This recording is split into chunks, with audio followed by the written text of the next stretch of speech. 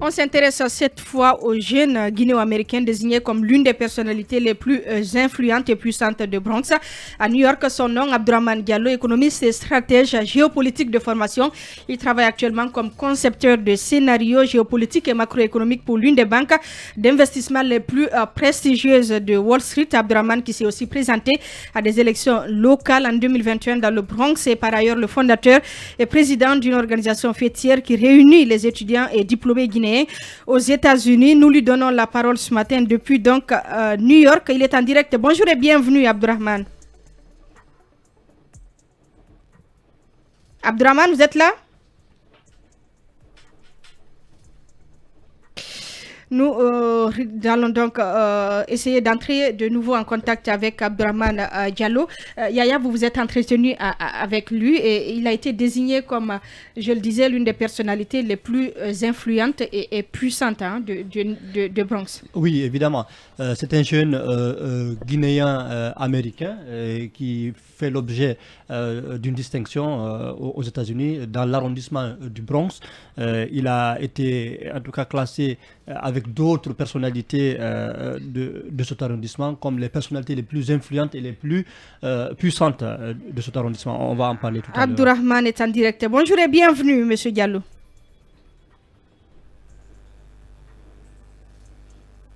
Vous êtes là? Quelques soucis techniques. On poursuit avec vous. Voilà, donc je disais qu'il vient de recevoir cette distinction-là avec d'autres Américains, notamment de ce département Bronx, pour ses actions, pour son engagement citoyen et l'impact qu'il a sur la vie de ses concitoyens. Et il a quand même un parcours assez intéressant. Il fait partie des gens qui ont fondé également l'organisation GSA, Guinean Succeeding in America. Ce sont l'ensemble des étudiants guinéens et diplômé du côté des États-Unis. Il est le fondateur, mais en même temps le président en ce moment. Donc c'est un jeune qui a un parcours assez intéressant. Il s'est présenté même aux élections au niveau de Bronx. C'est vrai que ça n'avait pas marché pour la première fois, mais il avait une vision, une ambition. Avec sa plateforme, un Bronx plus sécurisé et plus prospère. Donc c'est quelqu'un qui est quand même assez actif et assez dynamique. On va voir s'il est là. Bonjour et bienvenue. Ouais, bonjour, comment allez-vous? Ça va, bienvenue. Yaya pour la première question, très rapidement. Alors, Monsieur Diallo, votre nom figure sur la liste des personnes qui ont été distinguées comme les plus puissantes et les plus influentes du Bronx. Alors, qu'est-ce qui a motivé ce choix, cette distinction portant sur votre personne, et expliquez-nous la signification de ce prix. Merci beaucoup. Je dis d'abord bonjour ici à vos auditeurs et auditrices. Merci ici pour l'invitation. Et donc, ce prix est décerné ici à des personnes qui ont apporté des contributions importantes et ont un impact significatif dans leur communauté. Des personnes ayant des données, des années de service auprès des résidents de New York par le biais du gouvernement, de la politique ou dans les affaires. Certaines personnes figurant sur cette liste sont des élus et des chefs d'entreprise, par exemple le président du Bronx ou le président de l'Assemblée nationale de New York ou le procureur général du Bronx. Figurent dans cette liste. Donc, il ne s'agit pas seulement d'avoir du pouvoir ou de l'influence, il s'agit de savoir comment ce pouvoir et cette influence sont utilisés pour servir et apporter des changements positifs dans la vie des autrui. Donc, pour résumer, ceux qui servent sont honorés par ce biais. C'est une récompense pour le service public. Donc, c'est un honneur d'avoir été choisi. C'est la récompense de nombreuses années de la service à la communauté. Donc, l'organisation qui a honoré ces gens s'appelle Sharp Media. Donc Sharp Media ici qui est à New York, qui est ici, qui compose plusieurs d'autres médias ici à New York. Donc en conséquence, comme je dis, j'ai été choisi parmi ces personnes dans le Bronx pour l'année 2022. Alors, vous faites beaucoup remarquer dans le bénévolat, c'est très important de le signaler. Aujourd'hui, on voudrait savoir, dans ce domaine, quelles sont les activités que vous exercez au niveau du Bronx? Ouais, donc pour moi, servir les autres est un mode de vie. Je vis selon la maxime mieux vaut vivre un seul jour et de changer sans vie que de vivre 100 ans sans aider une seule âme. Et donc, dans ce but, en tant qu'immigrant africain, je souhaite faire la progrès ici progresser la communauté africaine. Donc, c'est dans ce but que j'ai été élu comme secrétaire général du Conseil consultatif africain de l'arrondissement de Bronx, où j'ai joué un rôle pour conseiller les élus démocrates pour répondre aux besoins de la communauté africaine et apporter ici des progrès.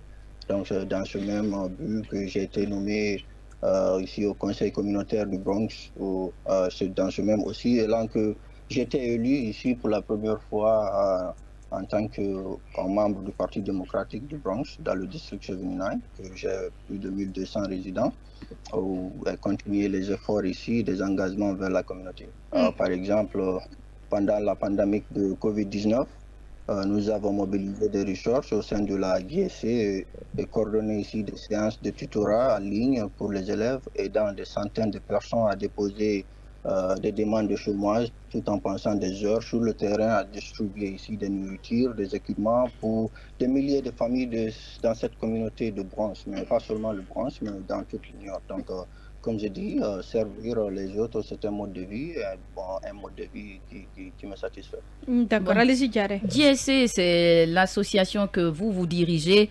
C'est une association, selon nos informations, qui regroupe en son sein des étudiants guinéens vivant du côté des États-Unis. Quelles sont vos perspectives par rapport à cette association et qu'est-ce que vous apportez notamment à cette association? Est-ce qu'on a une idée aujourd'hui du nombre d'étudiants guinéens aux États-Unis? Ouais, donc JSC, je ne suis pas l'actuel président. Vous êtes le fondateur?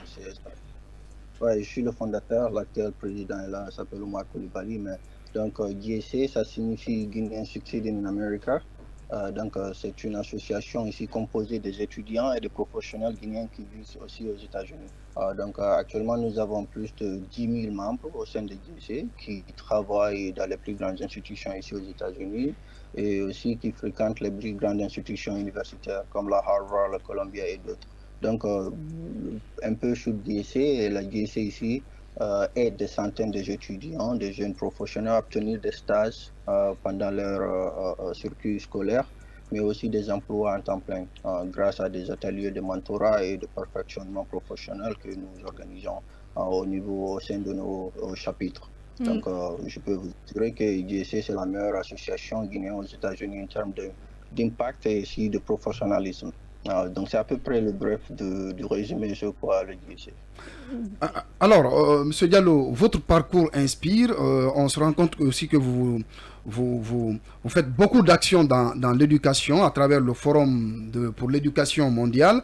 Dites-nous, est-ce que vous avez des projets en matière d'éducation, par exemple, pour votre pays d'origine, la Guinée? Pas spécifiquement ici des projets pour la Guinée par se, mais nous travaillons avec OECD. OECD, c'est une des grandes organisations ici qui publie ici le ranking des pays en termes d'éducation, en soi-disant que peut-être la Chine occupe la première place, les États-Unis le 29e place. Donc, nous travaillons dans cette organisation, nous partnerons avec eux pour aider ici l'éducation en Afrique. Par exemple, en 2019, où nous étions à Paris.